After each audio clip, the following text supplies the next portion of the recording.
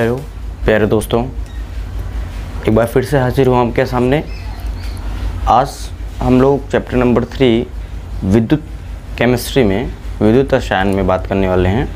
ये third video है। पहले में मैंने इंट्रोडक्शन दिया था और सिखाया था कि ऑक्सीकरण क्या होता है और अपचयन क्या होता है। फिर हम लोगों ने कुछ बातें की थी कि किस तरीके से विद्युत रासायनिक सेल काम करती है।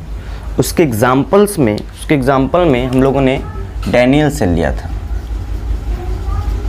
डैनियल सेल लेके ये इसका जो है हम लोगों ने क्रियाविधि समझी थी कि किस तरीके से ये साल्ट ब्रिज और कापर जिंक की छड़ और ये कापर की छड़ काम करती है और इसका वोल्टेज 1.1 वोल्ट आता है। इन सब चीज़ों पर हम लोगों ने चर्चा किया था। अब दोस्तों कुछ छोटी मोटी बातें करते हैं, आगे बढ़ते हैं। यहाँ पे आप देखिए लिखा हुआ है ऑक्सीकरण विभव। ऑक्सीकरण होता क्या है ये मैंने आपको बताया था कि जब कभी भी कोई तत्व इलेक्ट्रॉन का दान करता है तो उसे हम ऑक्सीकरण कहते हैं। उसे हम क्या कहते हैं? ऑक्सीकरण कहते हैं। तो उसी बात पर अगर हम रहें तो यहाँ पर है किसी इलेक्ट्रोड की विलयन में इलेक्ट्रॉन देने की प्रवृत्ति। किसी इलेक्ट्रोड की, ये इलेक्ट्रोड है और इलेक्ट्रोड क्या होता है? जब कभी भी किसी छड़ को उसी के विलयन में डुबो देते हैं तो उसे हम इलेक्ट्रोड कहते हैं। कि जब किसी इलेक्ट्रोड के विलयन में इलेक्ट्रॉन देने की बात आए तो वह क्या होता है? ऑक्सीकरण विभव कहलाती है। ये विलयन है, ये छड़ है, ये इलेक्ट्रॉन का दान कर रही है तो ये क्या होगा? ऑक्सीकरण विभव। अगर हम अपचयन विभव की बात करते हैं, अपचयन विभव, तो दोस्तों क्या लिखेंगे? इसी बात को पलट के लिख देंगे कि किसी भी इलेक्ट्रोड का इलेक्ट्रॉन ग्रहण करने की प्रवृत्ति अपचयन विभव कहलाती है। मतलब यहाँ पर बात क्या होगा कि विलयन में से इलेक्ट्रॉन, विलयन में, यहाँ से आप देखिए यहाँ पर विलयन में इलेक्ट्रॉन दिया जा रहा था और यहाँ छड़ पर इलेक्ट्रॉन आएगा और वहाँ से इलेक्ट्रॉन को ग्रहण किया जाएगा। तो कुल मोटी मोटी बात अगर हम समझने का कोशिश करें तो ये कह सकते हैं कि इलेक्ट्रॉन देने की प्रवृत्ति ऑक्सीकरण कहलाएगी, ऑक्सीकरण विभव, और इलेक्ट्रॉन ग्रहण करने की प्रवृत्ति क्या कहलाएगी? अपचयन विभव कहलाएगी। जैसे यहाँ पर इस पर्टिकुलर सेल की बात करें तो हम लोगों ने क्या कहा था? ये जिंक है, ये 2 इलेक्ट्रॉन का त्याग करता है और Zn2+ बनाता है। अगर एक सामान्य बात लें तो हम ये कह सकते हैं कि अगर कोई एक मेटल है और वो n इलेक्ट्रॉन का क्या करता है दोस्तों? n इलेक्ट्रॉन का त्याग करता है और Mn+ बनाता है, Mn+ बनाता है। तो इसी बात को अगर इस यहाँ पर हम लिखने का कोशिश करें तो क्या कर सकते हैं कि जैसे यहाँ पर क्या था? कॉपर 2+ था, ये 2 इलेक्ट्रॉन लेके दोस्तों क्या बन रहा था? कॉपर बन रहा था। वैसे ही अगर Mn+ है तो n इलेक्ट्रॉन लेके ये क्या बनेगा? Mn बन सकता है। ये इलेक्ट्रॉनों की क्या है? संख्या है। तो ये संख्या कुछ भी हो सकती है, 1 2 3 4 5, है ना? तो मतलब मैक्सिमम आप समझो कि ऑस्मियम का ही ऑक्सीडेशन स्टेट 8 होता है, तो वहाँ तक ये 1 2 3 4 5 6 7 8 तक हो सकती है। तो एक जनरल चीज़ लिखी गई कि अगर ये n इलेक्ट्रॉन होगा तो ये क्या होगा? Mn+ होगा, और यहाँ पर अगर ये n इलेक्ट्रॉन लेगा तो M बन जाएगा। तो दोस्तों ये ऑक्सीकरण विभव और ये अपचयन विभव है। मतलब ऑक्सीकरण को मापना होगा तो हम ऑक्सीकरण विभव की सहायता लेंगे और अपचयन को मापना होगा तो अपचयन विभव की सहायता हम लेंगे। अब यहाँ से दोस्तों अगर हम बात करें तो आप देख पा रहे हैं ये सेल में यहाँ पर क्या हो रहा था? ऑक्सीकरण हो रहा था। यहाँ पर क्या हो रहा था? अपचयन हो रहा था। अगर हम इसी चीज़ को स्टैंडर्ड कंडीशन पर लें, मानक कंडीशन पर लें, तो क्या स्थितियाँ बनती है? उससे पहले अगर हम बात करें तो इसको हम लोग ई ऑक्स लिखते हैं। ऑक्सीकरण विभव को प्रदर्शित करने के लिए ई ऑक्स लिखते हैं और अपचयन विभव को प्रदर्शित करने के लिए ई रेड लिखते हैं। क्या लिखते हैं दोस्तों? ई रेड लिखते हैं। ऑक्सीकरण को प्रदर्शित करने के लिए ई ऑक्स लिखते हैं और अपचयन विभव को प्रदर्शित करने के लिए हम क्या लिखते हैं? ई रेड लिखते हैं। यहाँ से दोस्तों हम बात करें कि अगर इन्हीं दोनों को, ऑक्सीकरण विभव को और मानक अपचयन विभव को स्टैंडर्ड कंडीशंस पर लें, मानक स्थितियों पर लें। मानक स्थितियाँ क्या होती है? स्टैंडर्ड क्या होता है? स्टैंडर्ड का अर्थ होता है दोस्तों कि जब हम किसी चीज़ को किसी चीज़ से तुलना करते हैं, कंपेयर करते हैं, तो एक स्टैंडर्ड मानते हैं। एक क्या मानते हैं? स्टैंडर्ड मानते हैं। जैसे आप अपने घर में रहते होंगे और आपकी तुलना की जाती है आपके बड़े भाई से। मान लीजिए आपके बड़े भाई का नाम राहुल है, तो कहेंगे देखिए राहुल ऐसा है, राहुल ऐसा है, तुम तो गंदे हो, अच्छे नहीं हो, ये हो वो हो। मतलब एक स्टैंडर्ड मान के दूसरे की तुलना किया जाता है और यह इसलिए किया जाता है कि इसकी कैपेसिटी क्या है, इसकी क्षमता क्या है, ये किसी न किसी के रिस्पेक्ट में हमेशा बताना पड़ता है। आप अच्छे इंसान हो, बुरे इंसान हो, कैसे हो, वो कैसे पता चलेगा? किसी न किसी के रिस्पेक्ट में जब वो बातें होंगी तभी वो क्लियर हो पाएंगी। तो अगर हम लोग बात करें मानक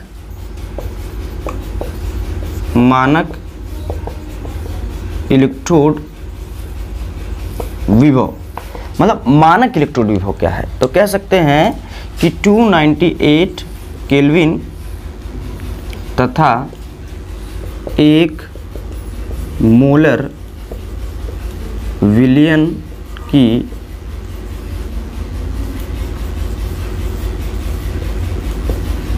एक मोलर विलयन पर, आप समझ लो, ऑक्सीकरण विभव व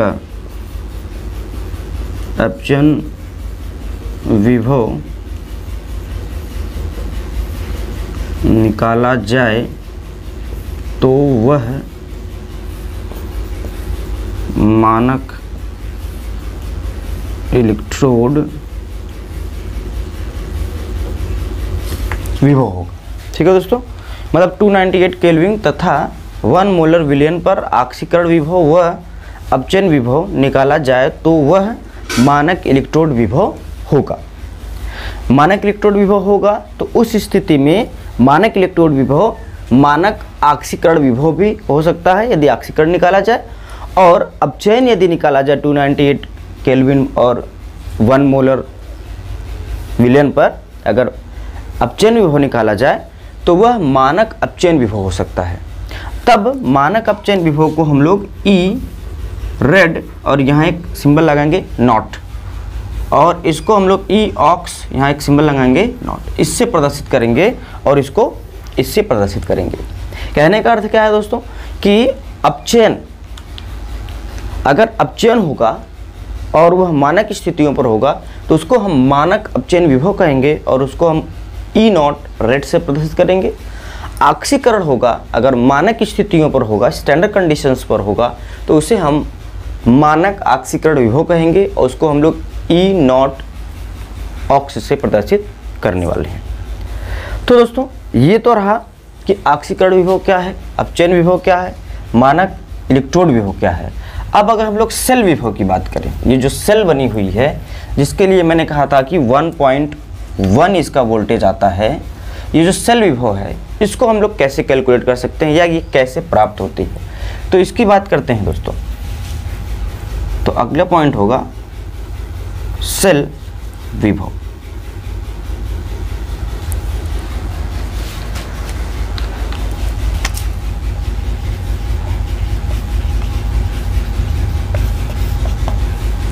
हाँ दोस्तों, अगला पॉइंट है सेल विभव।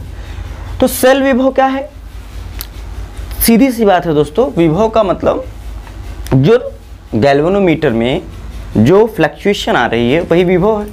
ये हमने एक सेल बनाई थी, इस सेल का क्या विभव होगा, मतलब इन दोनों के बीच जो विभवांतर उत्पन्न होगा उसे ही हम क्या कहेंगे दोस्तों? सेल विभव कहेंगे।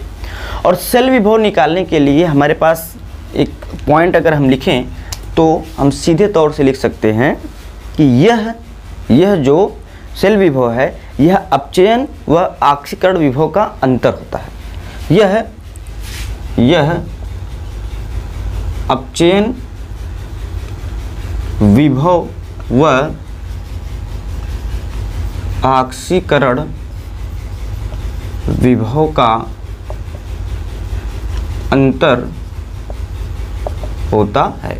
मतलब इस सेल का, आप चाहे जो भी सेल लो, हमने यहाँ पे डैनियल सेल में स्पेशली जिंक और कॉपर लिया हुआ है, आप आयरन और प्लेटिनम भी ले सकते हो, सॉरी प्लेटिनम तो रिएक्ट करता नहीं है, आप आयरन और कैडमियम भी ले सकते हो, या आप यूँ कहो कि कॉपर और मरकरी भी ले सकते हैं। मरकरी लिक्विड है तो मरकरी नहीं ले सकते हैं, तो कोई भी धातु ले सकते हैं, ठीक है। मरकरी और मान के चलिए कि आप टिन ले लीजिए तो भी वही चीज़ें होंगी, तो उसका नाम अलग हो जाएगा। हमने यहाँ पे डैनियल सेल लिया, इसका स्पेशल नाम है, इसी को पकड़ के हम लोग समझते हैं, तो यहाँ पे जिंक और कॉपर लिया गया है। तो बातें सबके लिए वही होंगी, केवल एक को आप समझ जाएंगे तो सारी चीज़ें वहीं पर क्लियर हो पाएंगी। तो यहाँ पर सेल विभव, ये जो सेल बनाएंगे इसका जो विभव होगा वो क्या होगा, यह अपचयन विभव व ऑक्सीकरण विभव का अंतर होता है। मतलब इन दोनों, इसका जो विभव होगा, इसका जो विभव होगा, इसका जो डिफरेंस गैल्वेनोमीटर में हमको प्रदर्शित होगा वही क्या होगा, सेल विभव होगा। तो इसी जो चीज़ है, अगर इसको हम लोग शॉर्ट में लिखना चाहें तो लिखेंगे E cell. E cell is equal to E red minus E ox, E red minus E ox. किसी किसी बुक में इसी चीज़ को लिखा रहता है E cell is equal to E right minus E left, E right minus E left, ये right है, इसी को हमने क्या कहा अपचयन विभव, ये लेफ्ट है, इसी को क्या कहा ऑक्सीकरण विभव। तो ई राइट माइनस ई लेफ्ट, मतलब इसमें इसके विभव में से इसका विभव माइनस कर देंगे तो हमको टोटल क्या मिल जाएगा, ई सेल मिल जाएगा, ठीक है। अगर यही मानक स्थितियों पर लिखें, स्टैंडर्ड सेल विभव लिखें तो क्या लिख सकते हैं, E not cell is equal to E not red minus E not ox. ये स्थिति हमको देखने के लिए मिलेंगी यदि किसी भी सेल का विभव मानक स्थितियों पर निकालेंगे तो इस फार्मूले का यूज करेंगे। मतलब सारी चीज़ें हम स्टैंडर्ड कंडीशंस पर रख देंगे, तो ई सेल्स हमको स्टैंडर्ड कंडीशन पर मिलेगी, सारे कंडीशन को अनस्टैंडर्ड कंडीशन पर रखेंगे तो ई सेल जो सेल विभव है हमको किसी भी वक्त का, किसी भी समय का या किसी भी परिस्थिति का मिल सकता है। तो यह अपचयन विभव और ऑक्सीकरण विभव का क्या है दोस्तों, अंतर होता है।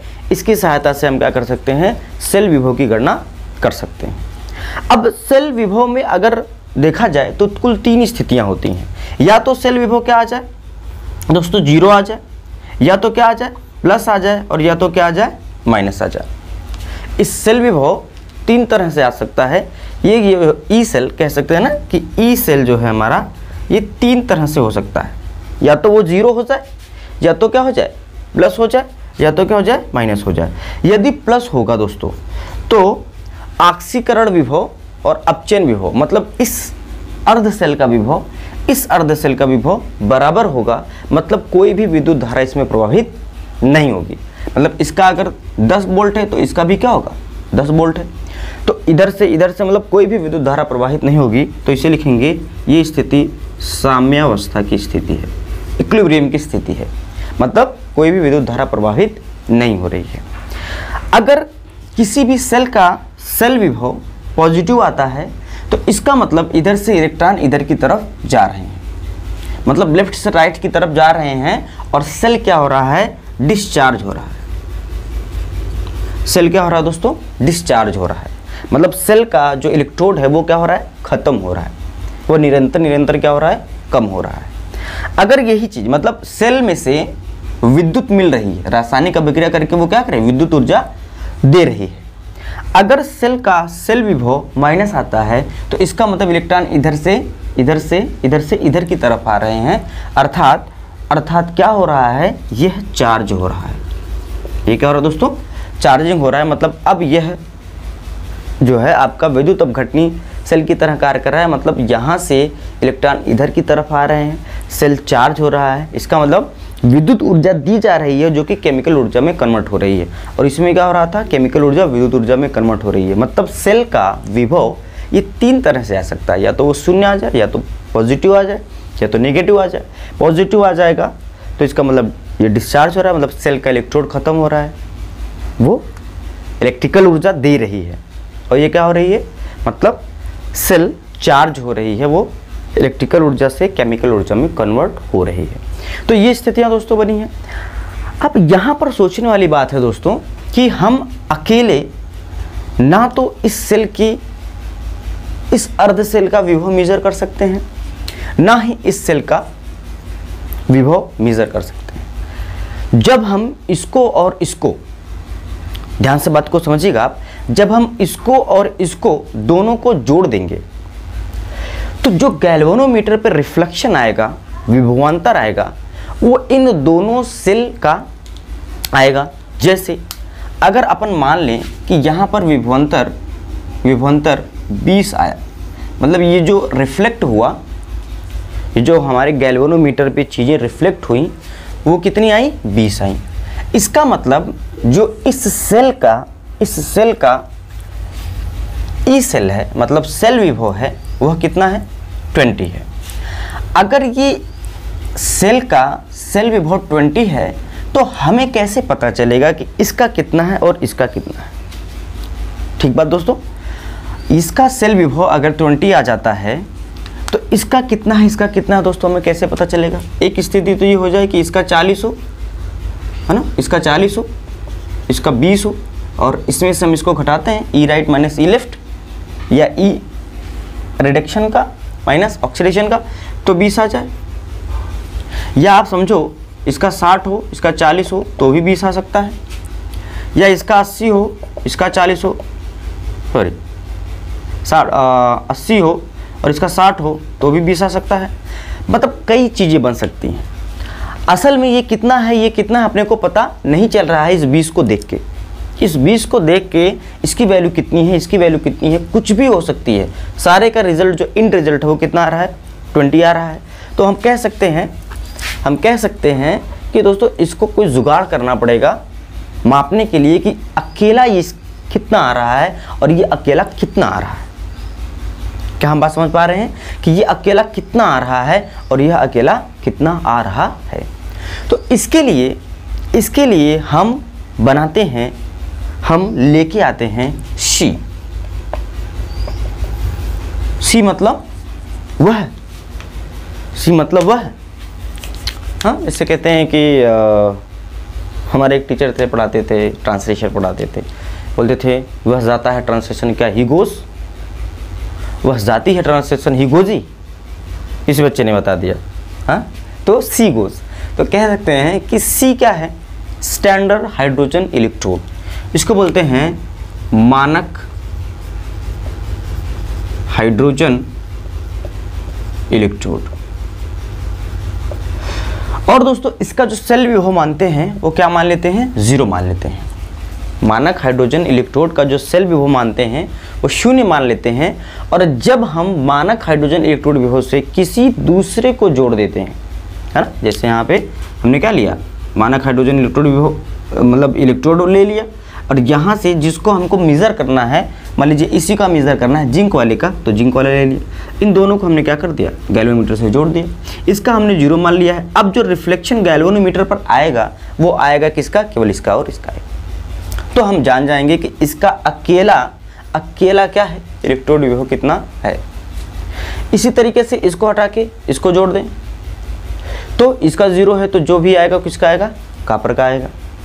तो कह सकते हैं कि किसी का भी जोड़ दें, आयरन का जोड़ दें, लिथियम का जोड़ दें, सोडियम, पोटेशियम, किसी का भी हम क्या करें दोस्तों, जोड़ दें, आयरन वगैरह का जोड़ दें, ठीक है, गोल्ड का जोड़ दें, कॉपर का जोड़ दें। तो जिसका भी जोड़ेंगे उसका हमको इलेक्ट्रोड विभव, अर्थात उस पर्टिकुलर इलेक्ट्रोड का विभव अपने को क्या हो जाएगा दोस्तों, पता चल जाएगा। तो मानक हाइड्रोजन इलेक्ट्रोड विभव बनाने के लिए करते क्या है दोस्तों, एक हम बीकर लेते हैं और इसमें हम 1 मोलर HCl विलयन को भर देते हैं। 1 मोलर का मतलब 1 मोल पर लीटर। 1 मोलर HCl विलेन को क्या करते हैं दोस्तों, इसमें डिप कर देते हैं, भर देते हैं। अब हमारे पास हाइड्रोजन तो गैस है, उसका तो कोई हमारे पास छड़ तो है नहीं, तो हम एक जुगाड़ बनाते हैं। जुगाड़ में क्या करते हैं, प्लेटिनम लेते हैं, प्लेटिनम का एक वायर लेते हैं और प्लेटिनम की एक जाली बना देते हैं यहाँ पे, ठीक है, प्लेटिनम का एक जाली बना देते हैं। और इसको हम लोग क्या करते हैं दोस्तों, इसको हम लोग एक, आप यूँ समझो कि उल्टा एक बीकर लेते हैं ये, और यहाँ से हाइड्रोजन गैस प्रोवाइड करते हैं। इसका जो प्रेशर होता है वो 1 बार होता है, टेम्परेचर जो है दोस्तों वो 298 केल्विन, और जो इस विलेन का मोलरता है वो 1 मोलर है, ठीक है। तो यहाँ से बुलबुले दोस्तों निकलने लगते हैं, यहाँ से बुलबुले क्या होते हैं, निकलने लगते हैं। ये प्लैटिनम वायर है, ये क्या है, प्लैटिनम वायर है। प्लैटिनम वायर क्या है, प्लैटिनम क्या होता है, अक्रिय होता है, तो ये तो क्रिया करेगा नहीं, ये जो हाइड्रोजन आ रहा है वो अभिक्रिया करेगा, ये जो हाइड्रोजन आ रहा है वो अभिक्रिया करेगा।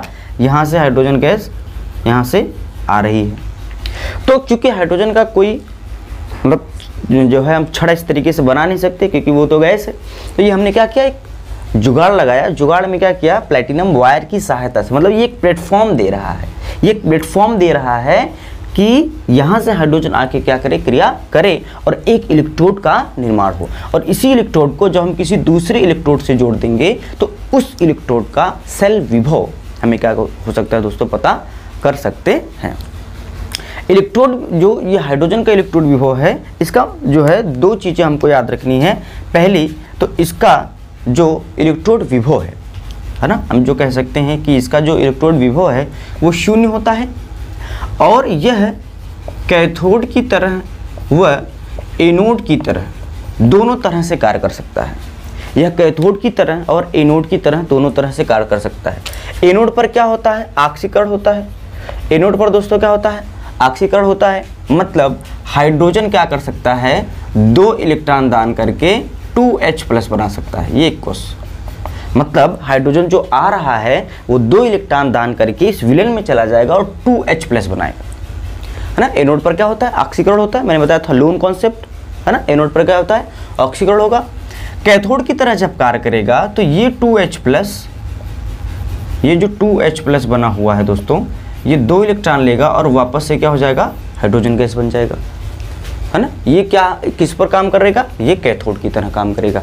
तो कहने का अर्थ है कि जो हमारा हाइड्रोजन इलेक्ट्रोड, हमने स्टैंडर्ड हाइड्रोजन इलेक्ट्रोड, मानक हाइड्रोजन इलेक्ट्रोड बनाया है, वो किसके लिए बनाया है दोस्तों, हम लोगों ने बनाया है दूसरे इलेक्ट्रोड का इलेक्ट्रोड विभव मापने के लिए।